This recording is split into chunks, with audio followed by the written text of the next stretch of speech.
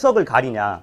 그러니까 좋은 ICO를 선택하고 또 나쁜 ICO를 걸러내는 방법에 대해서 배울 건데요. 그 전에 먼저 간단하게 ICO가 무엇인지에 대해서 먼저 설명하도록 하겠습니다. 자, 혹시 주식 하시는 분 많이 계신가요?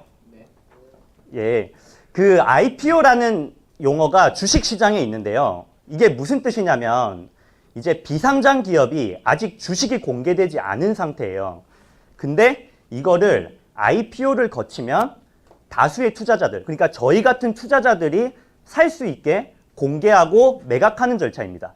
그러니까 다시 간단하게 말씀드리면 IPO를 한 이제 주식들만이 저희가 실제로 거래소에서 그 뭐 전광판에 이렇게 삼성전자 이렇게 다 나오잖아요. 그게 가능한 거는 IPO를 거친 주식들만이 가능하다는 뜻입니다. 근데 이 ICO를 하고 나면 문제가 뭐냐면 다수의 투자자들이 이거를 투자를 할 수 있기 때문에 사실 위험할 수도 있어요. 뭐 그냥 뭐 모르고 이상한 기업 아니면은 뭐 문제되는 기업에 그냥 막 사고 팔 수 있잖아요. 그래서 금융당국은 어떻게 했냐면 이들한테 법적인 절차와 방법, 그러니까 기업의 내용들, 예를 들면 뭐 재무제표라든지 뭐 회사가 1년 동안에 얼마나 벌고 비용으로 얼마나 나가는지 이런 것들을 상세히 적어서 그것들을 제출하도록 하고 그런 거를 저희는 공시라고 부릅니다. 그래서 주식 투자하시는 분들은 다들 아실 텐데요. 사실 이 공시를 보는 게 굉장히 중요합니다. 자, IPO랑 저희가 오늘 공부할 ICO 굉장히 지금 용어가 비슷하게 생겼죠. 그러니까 코인에서의 IPO가 말 그대로 ICO라는 뜻입니다. ICO를 하고 나면 이제 저희가 암호화폐를 새롭게 투자자들에게 공개를 해서 그 투자자들은 이 코인을 살 수 있게 되는 겁니다. 근데 여기서 지금 조심하셔야 될 부분 뭐냐면 저희 IPO는 아까 전에 끝나고 나면 바로 거래소에 상장이 돼서 저희가 사고 팔 수 있다고 했어요. 근데 ICO는요. ICO를 하고 나면 각자의 지갑에만 코인이 들어가는 거지 이거를 남들한테 막 바로 사고 팔 수가 없습니다. 그러니까 거래소 상장이라는 과정을 따로 다시 거쳐야 되는 거예요. 또 하나 주의하셔야 될 점은 이 부분은 아직까지 국내에서든 어디서든 규제를 많이 받고 있지가 않아요. 그러니까 IPO의 경우, 주식의 경우에는 공시를 통해서 모든 내용들을 소상하게 얘기하도록 돼 있는데 ICO는 전혀 그런 무슨 내용인지를 그냥 숨기려면 다 숨길 수가 있다는 겁니다. 그러니까 사실 투자자 입장에서 이거를 정말 제대로 보고 가야 된다는 것이죠. 어떻게 보면 암호화폐를 통한 크라우드 펀딩이라고 보셔도 좋을 것 같습니다. 자, 초기 ICO 시장이 어떻게 됐는지를 말씀드릴게요. 2013년 7월에 마스터코인이라는 게 최초로 상장된 ICO입니다. 그 이후 대표적인 ICO로는 저희가 이더리움을 알고 계실 텐데요, 다들. 이 이더리움이라는 거는 마스터코인이 나온 지 1년 뒤에 암호화폐 이더라는 것을 발행해서 200억이라는 투자 자금을 유치하면서 굉장히 큰 이슈가 됐습니다. 사실 지금 같은 경우에는 200억 정도 투자 받는 경우도 있거든요. 근데 2014년인 경우에는 사실 암호화폐가 그렇게 큰 이슈였지도 않은데 그때 200억은 지금보다는 굉장히 큰 규모인 거죠. 자, 이 이더리움 당시 그 ICO를 했을 때만 해도 0.3불이었어요. 그러니까 우리나라 돈으로 300원이었죠. 근데 지금은 약 300불, 30만 원이죠. 거의 한 1000배 정도 올랐습니다. 제가 아까 전에 프로필에서 말씀드렸었는데요. 제가 좀 주식이나 파생상품의 경력이 되게 많습니다. 파생상품은 1000배 정도까지는 잘 모르겠지만 그래도 그 정도까지는 어느 정도 가능해요. 근데 주식을 하면서 제가 1000배가 올랐다는 주식은 한 번도 못 봤거든요. 근데 ICO는 이 1000배가 가능하다는 거죠. 근데 사실 이것만 말씀드리고 그냥 내려가면 이거 완전 사기꾼이거든요. 근데 뭐냐면 고수익이 있는 만큼 사실 고위험도 있습니다.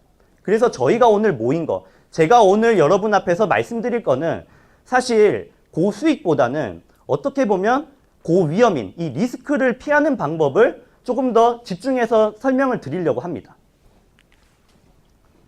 자, 이더리움에 대해서 아까 말씀드렸었는데요. 이거 아까 전에 보신 화면이시죠? 그 문정권 강사님께서 설명해 주셨는데요. 이게 비트코인의 구조입니다. 근데 이더리움은 여기서 뭐가 다르냐? 이더리움의 창시자, 그 러시아 비탈릭 부테린이라고 하거든요. 뭐 기사 보니까 내일 한국에 방한한다고 하던데, 어쨌든 그분이 이 비트코인을 보고 나서 무슨 생각을 했냐면, 아까 전에 이 블록 하나를 만드는데 10분이 걸린다고 했잖아요. 10분 동안에 전 세계에 있는 사람이 그 몇 천만 원 그거 먹으려고 슈퍼컴퓨터를 계속 돌리는 거예요. 10분 동안. 10분 동안 돌려서 이 블록 하나가 완성이 되는데 그 블록 안에 들어있는 내용은 거래 내역이 전부입니다. 그러니까 이 이더리움의 창시자는 무슨 생각을 했냐면 이거 너무 자원의 낭비 아니냐. 자원의 낭비라고 생각을 했던 겁니다. 그래서 이 거래 내역에다가 스마트 계약이라는 것을 스마트 계약이라는 것을 하나 더 추가를 한 거죠. 자, 스마트 계약이 어렵게 지금 용어는 돼 있지만 사실 뭐 이렇게 어려운 단어는 아닙니다. 예를 들어서 제가 설명을 해볼게요. 좀 극단적인 예로, 예를 들면 제가 불치병에 걸렸어요. 그리고 또 극단적인 예로 제가 지금 결혼도 안 했습니다. 근데 자녀가 있습니다. 자녀가 너무 어려서 좀 걱정이에요. 근데 불치병이 걸려서 제가 언제 죽을지는 몰라요. 근데 저한테는 제 이더리움 계좌에는 어느 정도의 이더리움이 있습니다. 이거를 제가 나중에 상속을 하고 싶어요. 그러니까는 제 자녀한테 넘기고 싶은데 어떻게 넘기고 싶냐면 제가 죽은 지 10년이 지나서 이제 제 자녀가 어느 정도 나이가 먹고 성숙해졌을 때 제 이더리움의 계좌에 있는 거를 자녀의 계좌로 옮기고 싶다. 이렇게 생각을 해요. 그러면은 이거를 그냥 소상하게 스마트 계약에다가 적으면 되는 겁니다. 그냥 누가 봐도 객관적이게, 주관적이게 말고요. 적당히 뭐 나이가 먹었을 때 옮긴다. 이런 게 아니라 죽고 나서 10년 후 이런 식으로 객관적으로만 적어주면 그게 다 스마트 계약인 겁니다.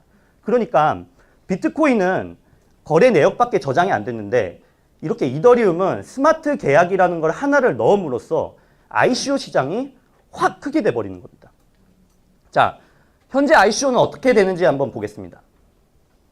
대부분이 스마트 계약인 방금 말씀드렸던 이 이더리움 기반의 토큰으로 이루어져 있습니다. 이 링크는 한번 집에 가셔서 뭐 저희 여유 있으실 때 한번 해보시고요.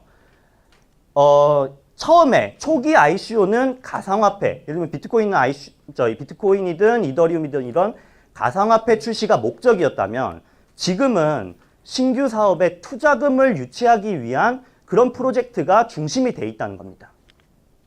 그래서 만약에 저희가 ICO를 참여해요.